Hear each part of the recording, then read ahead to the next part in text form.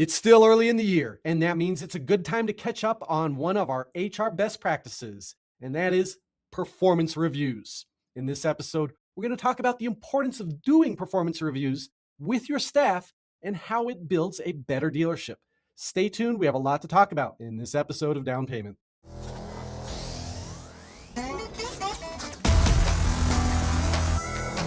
Welcome to Down Payment, the podcast for used car dealers. Prepare to learn something new about the industry that keeps us moving.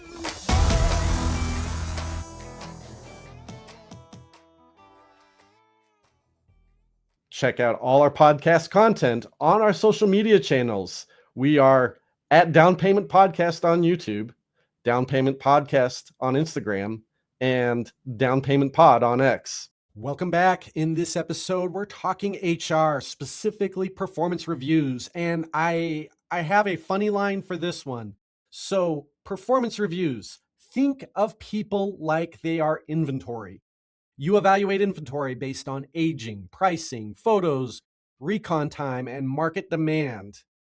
People's performance should be assessed in a similar manner. And so, understanding like how we look at inventory, we have to also have, with more compassion, more empathy, more understanding, we still have to have that look at our staff on an individual basis to see how people are performing and if they are in the right role, if they need to be further developed, if they need a little bit of a role change, or if they're not a good fit for the dealership. We should have this ongoing process, but the beginning of the year is a good milestone for us to look at our entire operation and do company-wide performance reviews. Now, when we're talking about performance reviews, it is possible to do a very superficial performance review that doesn't do much benefit to your operation. When it comes to performance reviews, even for your key people, even for your favorite people, we all have those people that are key to our operation that we have a lot of personal connection to. It's still important to have honesty. Honesty is crucial. And we want to have a mix of both quantitative and qualitative criteria that we are looking at. You want to focus on leading indicators such as outbound attempts and appointment set rate and these type of numbers that indicate performance on a quantitative basis. That doesn't mean that's the sole way we evaluate our employees. Qualitative factors are important as well, but it's important to have both your key performance indicators, your leading indicators that you can rely on as a quantitative objective measure, as well as your qualitative impression of how they're fitting in and performing in your operation.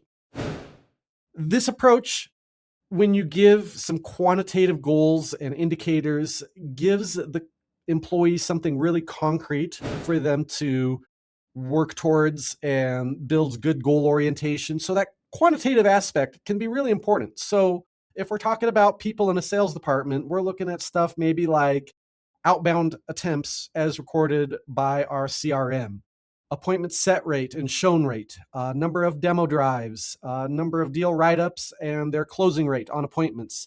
These are all good numerical quantitative criteria we can look at. When it comes to our BDC department, we can look at stuff like speed to lead and contact rate and appointment set rate and appointment shown rate. For our F&I department, we might be looking at stuff like the approval rate, the product penetration rate, chargebacks, and contract accuracy. For people in our service and recon departments, it might be stuff like cycle time, comeback rate, that's a really big one for me, RO quality, parts wait time, and vendor performance.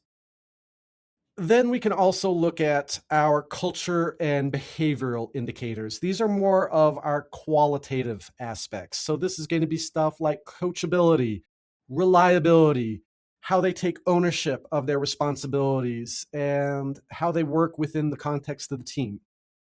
And it gives you an opportunity to ask a question. Is this person a stress creator, or do they reduce stress in your operation? And you want to give them feedback. So if you have some, set qualitative criteria that you evaluate your employees on, do it consistently. Have those four criteria listed on your employee evaluation and give them feedback as far as their coachability, their reliability, their taking personal ownership, and their team impact. Have those listed down and give feedback for every employee on those. And then you have to have, and this kind of is the step beyond the performance evaluation, you have to have in your mind, is this a person that I want to develop in the role that they're at? They have the right attitude, they have the right baseline skills present, and that structure and training and coaching can further develop them in this role? Or is this a person that is in need of a role redesign? They're a strong person, they're a good employee, you like them, you trust them, but they're not in the right exact role fit.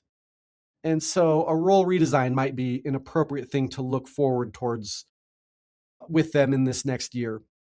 And so, there's some sort of process or workflow that's broken. They need some role clarity. They need better handoffs. They need better procedures, some policies. They need some coaching. Their role needs to be adjusted a bit.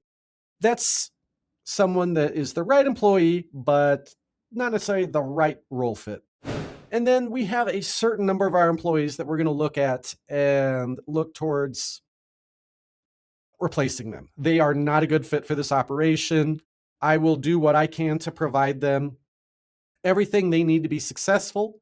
And if they can't be successful in that role, then it's going to be necessary to part ways. So this is someone who has got, attitude, discipline, or follow-through issues. They have inconsistent performance. They're resistant to coaching, resistant to training.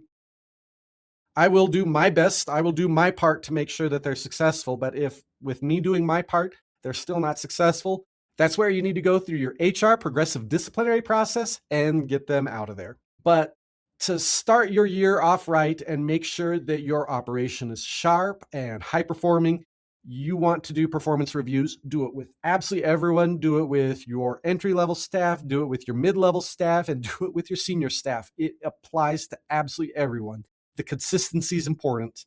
If you do that, you're going to have a high-performing operation in 2026. And with that, I'd love to hear your comments and your thoughts on performance reviews. But go sell some cars. It's been another episode of Down Payment.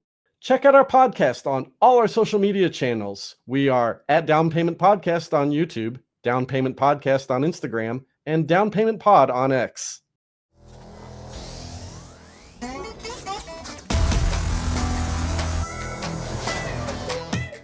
Thank you for listening.